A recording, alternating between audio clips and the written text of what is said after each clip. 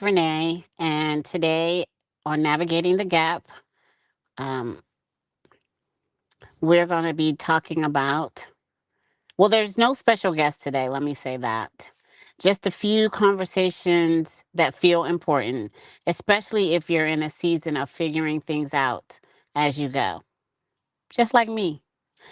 We're talking about three things that don't always get put together, but probably should after this conversation. Let's see what we think.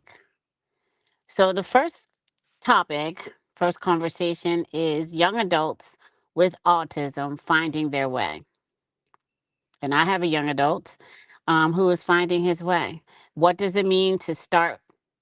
Second topic, what does it mean to start parenting? Parenting, not parent, you're the parent, but parenting your parents. And thirdly, let's talk about it. Facing Mother's Day after your mother has passed away. Well, I should say facing Mother's Day after my mother has passed away. Almost a year, but not quite a year ago. Yes. So we're going to talk about that today since Mother's Day is coming up. So there's different experiences, but they all share something in common. Learning how to move forward when life doesn't follow the script you expected. Yeah. Let's move that out of the way so I can see.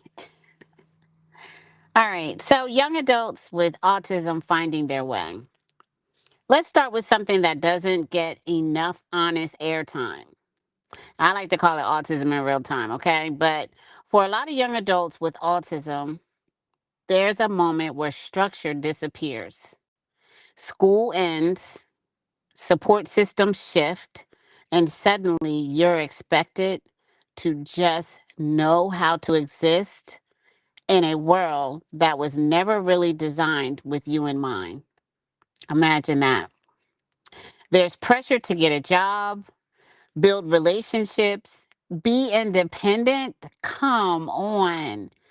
But the path there isn't always clear. And what people don't always see is that mental load behind it.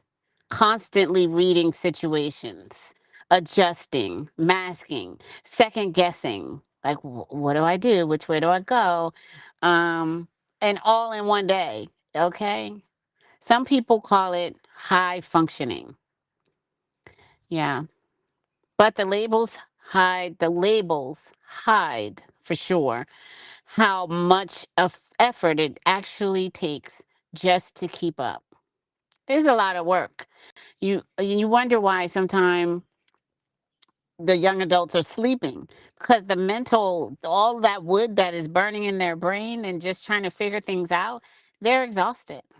So the real question becomes, what does your version of independence look like? And I like that because it's your version of independence, not the whole world and their opinion about it. Maybe it's not a straight line. Maybe it's slower. Definitely, right? Go at your own pace. Maybe it includes rest, boundaries, or doing things differently than expected. It definitely includes all of those things. And that's not failure, that's adaptation. And I like that. I love that.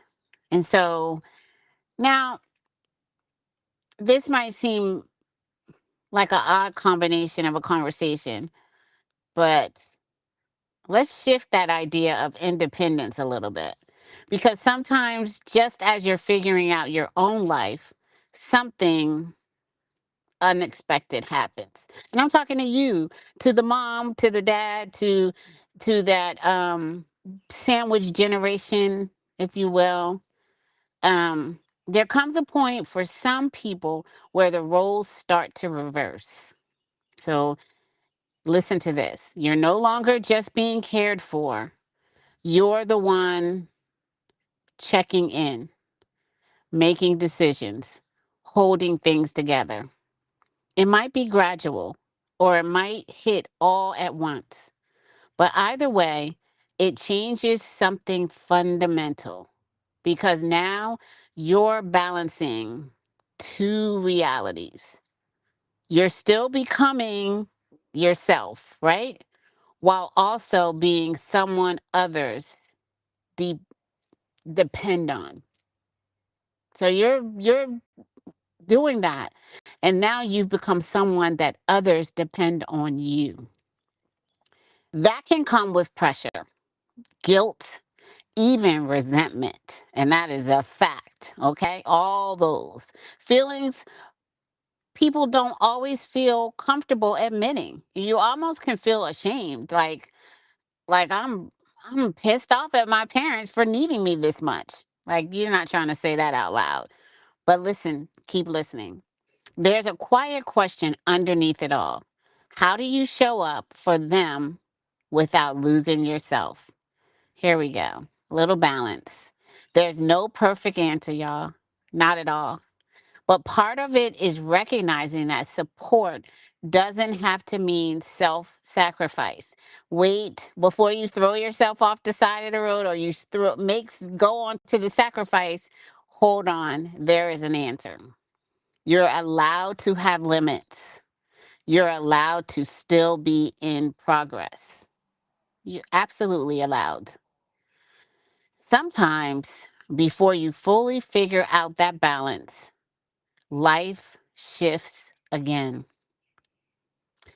And so, this last shift, the first year after losing my mother, a lot of people describe it as first, the year of first, the first this, the first, the first Mother's Day. Let me just stick there. The first birthday, I've already faced that.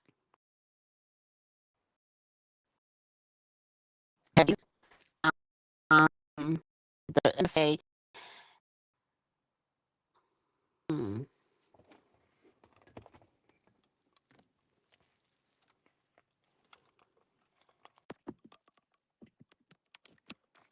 uh-oh.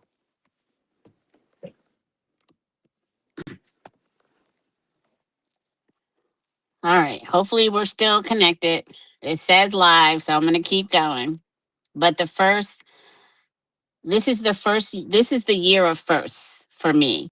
Maybe it's the year of first or seconds. I don't know if there's a number that really matters. If it's, when just talking about losing that loved one. But we'll talk about the first. And so, let's see. People check in. They expect it to be hard. I'll be honest, Mother's Day is next Sunday. And until my sister said, "What are you planning on doing for Mother's Day?" Up until then, I was just kind of like, loop de la, it's going to be fine. I feel fine today. But when she said that, it made me pause and say, wait, should I be thinking about what I'm going to do for Mother's Day? Um, and so, yes, I did. It did make me pause and decide a few things, but I'm going to talk about that time around. You, I'm for me, but the second time around, the 1 year mark can feel different, quieter, sometimes heavier, in ways that are harder to explain.